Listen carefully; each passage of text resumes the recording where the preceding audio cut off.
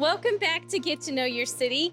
Today I am with Jonathan Carson. He is the superintendent of electrical generation. This is the second episode, and the first episode we talked to Brandon Blome, and he explained to us how the Wärtsilä engines work and kind of how they produce electricity.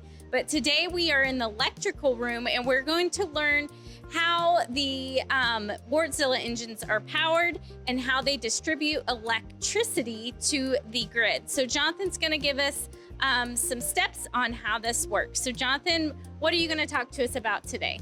Okay, first off, right behind us are the controllers for each one of the Wärtsilä engines. Engine 1, Engine 2, Engine 3. You set individual parameters for each one of these engines for how much electricity is needed and the megawatts that are needed to be produced, okay? Then you have your master controller here. This is how you sync and source the power from the generation grid to the utility grid through the breakers that I'm about to show you next. So now I'll show you the breakers.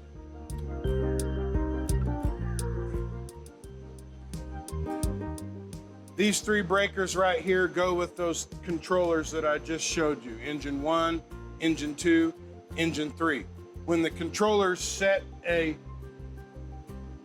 voltage or a megawatt that it's required, the breaker then is synced through the controller and sends the power requirements out on the bus bar behind.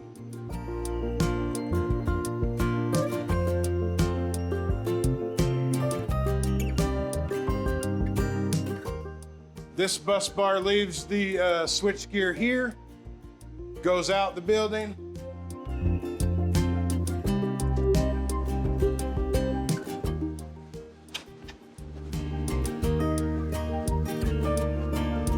From here on the bus bar, the voltage goes out to our step-up transformer, 13,800 volts, however many megawatts are required for the hour at the time. The transformer steps up the power to 69,000 volts and sends it out on the transmission line. That's in a nutshell how we get power from the engines to the transmission line. Thank you, Jonathan, for explaining that to us, but I do have one question. So what happens to our power once you take it to the grid on this transmission line? All the megawatts generated here at this facility go onto the transmission line, and GRDA takes control of that, and they disperse those megawatts where the power is needed throughout their grid. Okay, and so when we were talking earlier, you said this is a 69,000 volt line? That is correct.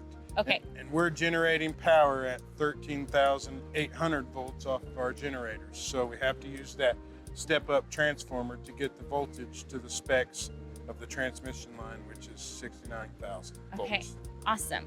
And then the transformer, once you make the power, what does the transformer do? The transformer just literally steps up the voltage from the 13,800 volt mark to the 69,000 volt mark to be able to be transmitted. Transmit on the GRDA line. Yes, okay, awesome.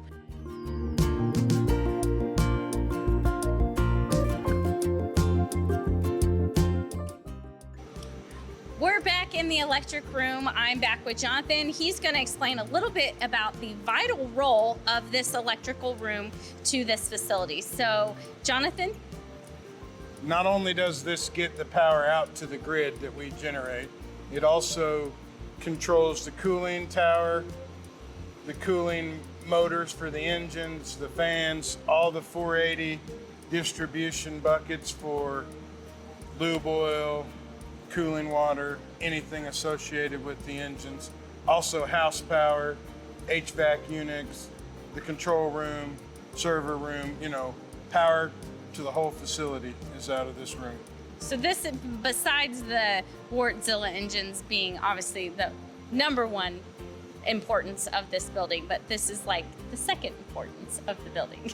Yes, ma'am. Nothing in here at this facility will run without this room. Yes. So Okay, well, that is your inside look at the new generation plant. So again, Jonathan, thank you so much. And that is your episode of Get to Know Your City.